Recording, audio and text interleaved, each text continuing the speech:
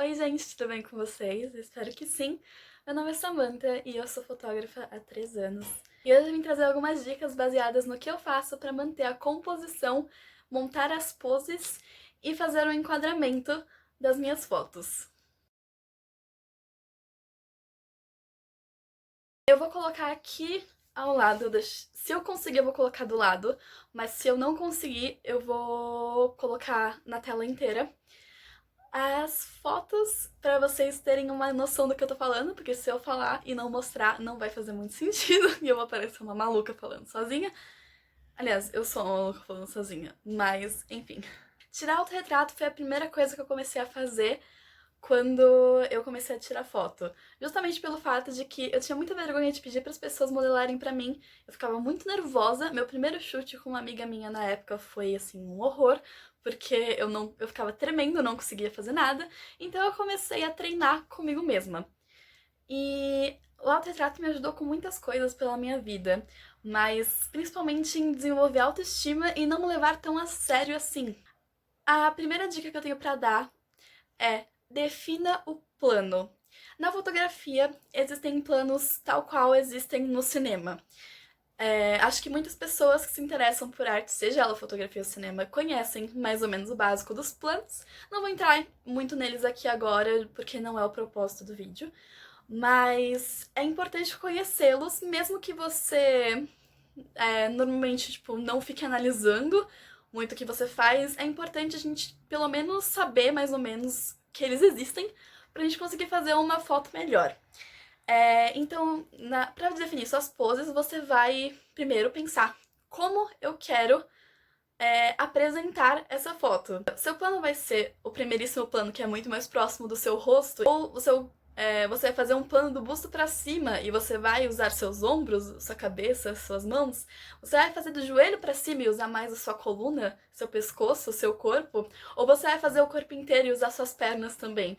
Isso vai depender de qual conceito você quer expressar nesse seu ensaio, mas é importante que você saiba de antemão mais ou menos como você quer prosseguir com o autorretrato que você vai tirar. Então tenha isso em mente.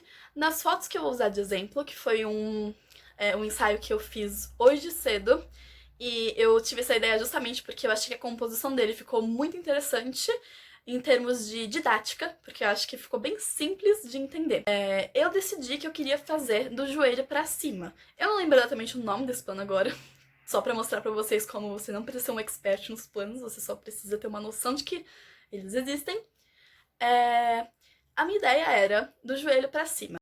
Não só influenciada pela ideia, e porque eu queria fazer uma coisa mais fotografia de moda, assim, mostrar a roupa que eu tava usando, interagir com o tecido e com o jeito que ele dobra, mas também por conta da minha lente, que é uma coisa que eu vou chegar daqui a pouco. Recapitulando, defina o plano que você quer utilizar no seu autorretrato. A segunda dica é: explore as melhores posições da câmera e da luz. Então, muitas vezes eu mesma, como uso luz natural 99% das vezes, me sinto muito inspirada pela luz que aparece mais do que por qualquer outra coisa. Então, eu acabo sempre posicionando a câmera do jeito que eu quero que a luz bata. Vou dar alguns exemplos aqui ou aqui de luz natural que eu já utilizei para fazer os autorretratos e também como eu posicionei a câmera nas fotos que eu mostrei anteriormente. Você sempre precisa considerar ao posicionar a câmera ou o celular, depende do que você está usando, em como você quer que a luz bata no seu corpo e no seu rosto. Então, você quer que ela fique de lado e ilumine só um lado e o outro lado fique escuro? Você quer que quando você vire o seu rosto de uma maneira específica, ela bata de um jeito específico? Você quer ela de cima? Você tem um feixe de luz no chão, você quer deitar no chão? Tem a luz batendo na parede de certa forma, você quer criar uma sombra do seu lado ou atrás ou qualquer coisa assim. Você vai percebendo isso conforme você vai tirando as fotos, óbvio, principalmente porque usar a luz natural implica no fato de que você vai ter que ficar mudando, porque a luz natural, se for um dia nublado ou com nuvens, mesmo que não seja nublado, vai interferir muito, porque as nuvens vão ficar passando, a luz vai ficar mudando. Talvez você passe muitas horas tirando foto e aí elas. A luz vai. E aí a luz vai mudando, porque o sol vai se mexendo. E às vezes o sol tava no seu cômodo e ele não está mais. Então você precisa sempre ir se adequando. Mas tenha isso em mente, a posição da câmera é importante. E se você não usa luz natural porque você não tem ou porque você prefere não usar, aqui também tem alguns exemplos de posição de luz que eu já usei. Então você tem que pensar também em como você quer que essa luz bata em você. Eu gosto muito da luz colorida e eu gosto de misturar luz colorida. Então eu pego duas lâmpadas e vou brincando assim com a posição que elas vão tomar para as sombras ficarem no meu rosto do jeito certo. E isso sempre integrado com a posição da câmera. A terceira dica que eu tenho é: pense na sua lente. A lente é uma coisa exclusiva de quem usa câmeras semi-profissionais ou profissionais analógicas, que trocam lente, obviamente. Mas é uma coisa muito importante se considerar pensando no item anterior de posição de câmera e de luz. Porque existem lentes, acho que se você tá vendo esse vídeo, provavelmente você já tem uma noção. A lente que eu mais uso é a 40mm, o que não é uma lente muito comum, e poucas pessoas, eu acho que na verdade eu não conheço nenhuma pessoa que usa, mas recomendo muito essa lente. Ela tem uma peculiaridade que ela não é tão fechada quanto uma 50mm, que é muito comumente usada para retratos, e ela não é tão aberta quanto uma 24mm, muito usada para fotografia de moda. Então, ela é bem um meio termo. Ela é uma lente, a minha, por exemplo, tem 2.8 de abertura, então ela é uma lente bem mais clara. Eu prefiro usar ela porque eu gosto muito da iluminação e eu prefiro escurecer do que clarear uma foto. Obviamente porque na edição senão é um trampo. Mas pensando na minha lente, eu preciso pensar também na ampliação e pensando nisso eu preciso ter em mente meu enquadramento. Então, como a 40mm é uma lente que tem enquadramento mediano, eu precisei, nessas fotos aqui, posicioná-la nessa distância. Deu mais ou menos 1,20 m, 1,30 m de onde eu estava. Então o timer foi, obviamente, fundamental, porque minha câmera não tem controle pra acessar o timer, então eu tinha que apertar, sair correndo, voltar. O que é uma maratona, mas vale muito a pena, porque eu gosto dessa lente. Mas eu também tenho uma 18-55mm, que foi a lente que veio com a câmera e a lente que vem com a maioria das câmeras. E ela é uma lente zoom, então você consegue, mesmo ela não sendo tão nítida, regular a sua distância e ficar brincando com a distância. Isso também é um ponto muito positivo. Vai da sua preferência, vai do seu acesso e vai do quanto você está disposto a explorar as coisas naquele dia. Para celular, eu recomendo muito mais que você use a sua câmera traseira, não a frontal, porque no modo selfie do celular, acho que a maioria ou todos os celulares não permitem zoom. Então você não consegue regular de uma forma tão boa. Tem a vantagem na selfie que você consegue se enxergar, mas não tem a vantagem de você conseguir regular o seu zoom. Então, recomendo muito também que você tenha um tripé, mas não é uma coisa necessária, novamente. Você pode fazer gambiarras. Eu não tinha um tripé até depois de 1 ano e meio fotografando. E eu usava livros, mas o tripé me ajudou muito na hora de fazer posições mais inusitadas nas fotos, como essas.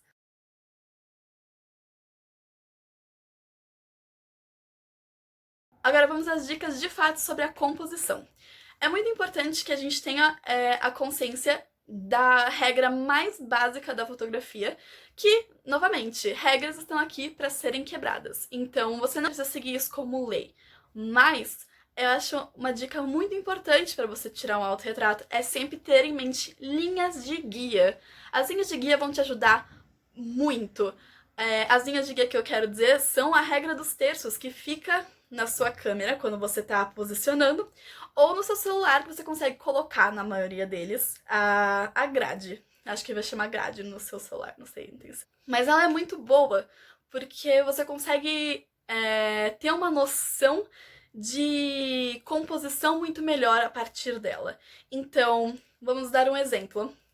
Nessas fotos, experimenta apoiar seus braços na horizontal como se fosse numa linha imaginária, ou quebrar suas articulações e dobrá-las, e dobrar seus dedos, seus pulsos, seus joelhos, seu quadril, vértices das linhas de grade, ou talvez você prefira manter as coisas verticalizadas, então seus braços seguem as linhas verticais.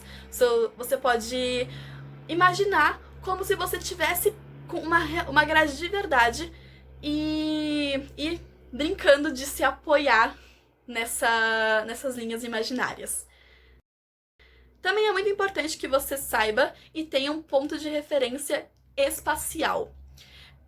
Isso é a coisa mais importante pra mim quando eu tô tirando uma foto, porque em várias situações eu não tenho um espelho atrás da câmera, ou eu sou hipermétrope e astigmática, então eu não enxergo o espelho a longas distâncias. Então eu não tenho nem como saber se eu tô na posição certa direito.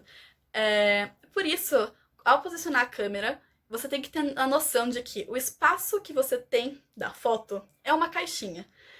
Você, modelo, corpo, objeto da fotografia, está numa caixinha. Então, você precisa ter uma linha de referência. Nessas fotos aqui, minha referência era a linha da parede que separa a porta do banheiro da parede do quarto.